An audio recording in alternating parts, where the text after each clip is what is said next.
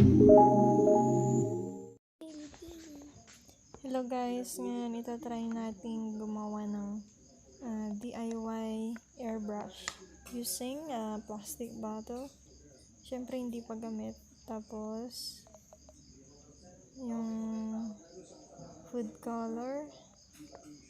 Ayan, tapos lagyan natin ng Ginebra, San Miguel. Ayan guys, so tansyahin nyo na lang yung paglagay nyo ng gin.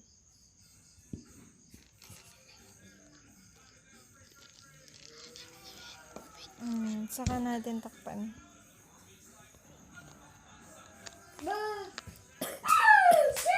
Takpan natin ng mahigpit. Ayan, shake. Shake na lang ganyan. Para ma-distribute yung kulay. Okay, so i-try natin dito sa tissue. Ayan. Guys, siguraduhin yung hindi nyo ginagamit yung spray bottle na gamitin nyo. At kung pwede, every color meron kayong bottle.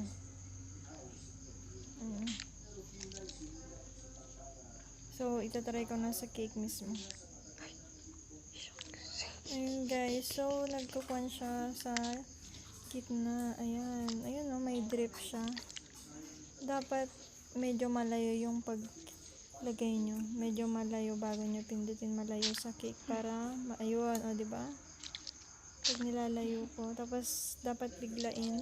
Kasi pag inuunti-unti mong pindutin yun, is hindi siya mag-spread. Ayan. Ayan.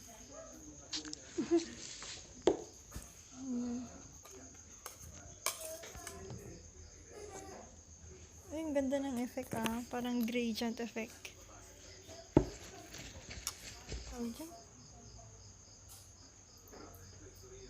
Ayan, pinapahiran ko na ng pinapaikot ko na para magkalat yung kulay. Ayan. Ikot ng ikot. Yun.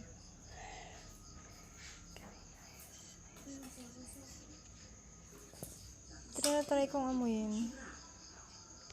Wala naman siyang amoy guys. Kundi amoy icing. Kaya okay yung ayos.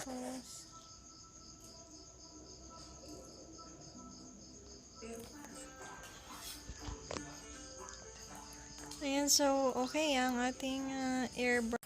Ito na yung ating final product using the airbrush DIY. Very basic guys, so try nyo rin. Thank you.